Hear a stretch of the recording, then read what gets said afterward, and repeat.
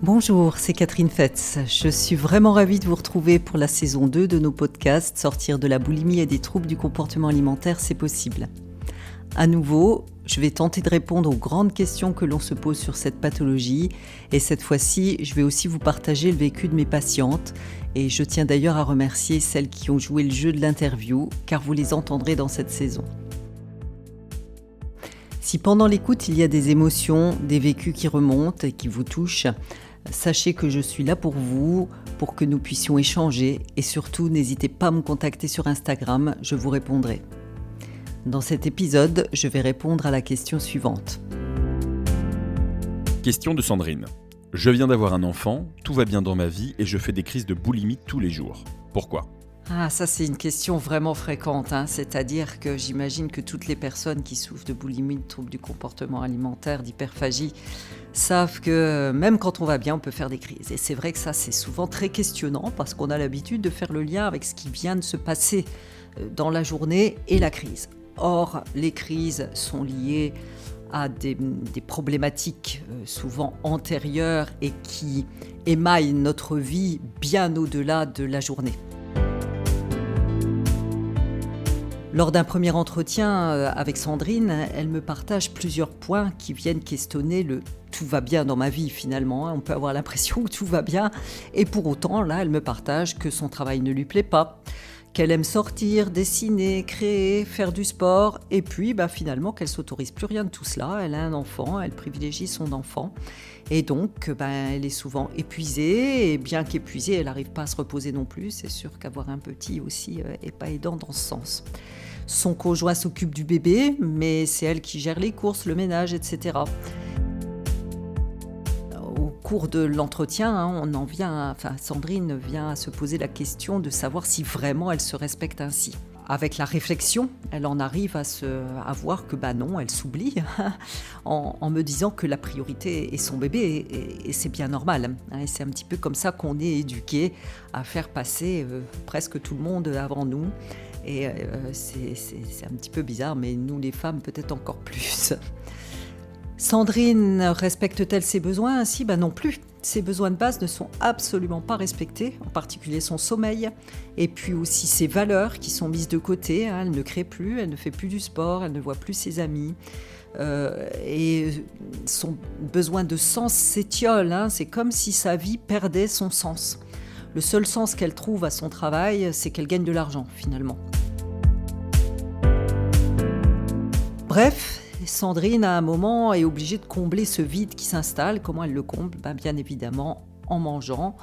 Mais ça n'est pas nourrissant au niveau intérieur. Et le fait qu'elle comble le vide de nourriture intérieure confirme la croyance qu'elle ne mérite pas d'être respectée et se sent coupable de ne pas être heureuse. Alors je lui ai proposé plusieurs pistes pour sortir de cela et la première piste qui est vraiment très très importante, c'est aller satisfaire ses besoins de base. Se reposer par exemple, se reposer doit être la priorité. Car outre le fait que cela permet d'appréhender la vie plus positivement, cela permet de limiter les crises. Car vous le savez bien, je pense, souvent, au lieu de se reposer, on mange. Et c'est ce que faisait Sandrine. On se dit, ça va me donner de l'énergie et puis ça va permettre de combler un petit peu cette fatigue. Et donc, souvent, on mange tout ce qui passe sous la main et c'est ce que faisait Sandrine. Alors vous allez me dire, pas facile quand on a un bébé. Oui, bien sûr, évidemment. Mais Sandrine a décidé d'en faire une priorité. C'est-à-dire qu'elle a compris que c'est en se faisant d'abord passer elle, en allant bien elle, qu'elle allait pouvoir être là 100% pour les gens qu'elle aime et en particulier pour son enfant. Et donc ensemble, on a cherché et trouvé des solutions. Une des solutions pour elle était évidemment de s'oxygéner. Alors évidemment, j'ai envie de vous dire, le besoin de s'oxygéner est un besoin vital. On peut rester plusieurs jours sans manger, par contre sans s'oxygéner, quelques secondes, nous mettent dans un très mauvais état. Et donc s'oxygéner, c'est s'oxygéner au sens propre comme au sens figuré. C'est remettre de la respiration dans sa vie au sens propre comme au sens figuré. Sandrine me dit qu'elle n'a plus le temps de courir ni de marcher et que cela participait grandement de son équilibre. Et là aussi, les solutions existent, hein. Aujourd'hui, Sandrine court en poussant la poussette du bébé, donc double bénéfice pour elle et pour le bébé. Et elle se sent tellement mieux finalement dans son corps. Et puis, quand elle manque de temps, elle s'autorise à sortir 5 minutes, 10 minutes, alors qu'avant, si elle ne courait pas pendant 1 heure, elle n'était pas satisfaite. Hein, c'est vraiment sortir du tout ou rien et pouvoir mettre un petit peu de nuance dans sa vie.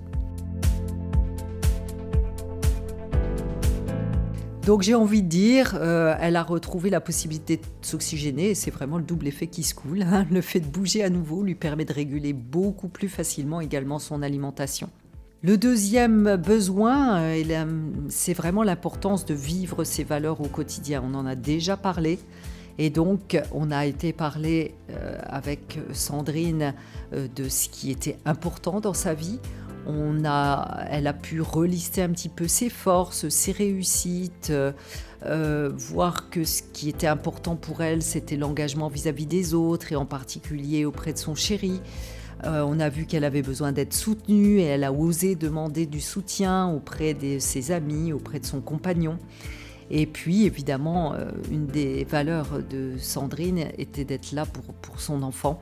Et donc, elle a pu remettre du temps pour son enfant. On a été travailler sur l'agenda. C'est vraiment quelque chose que j'aime beaucoup faire avec mes patients. Hein, revoir comment ils peuvent organiser leur temps pour remettre ce dont ils ont vraiment besoin dans leur vie. Et ça fait vraiment la différence. Je vous propose vraiment d'essayer.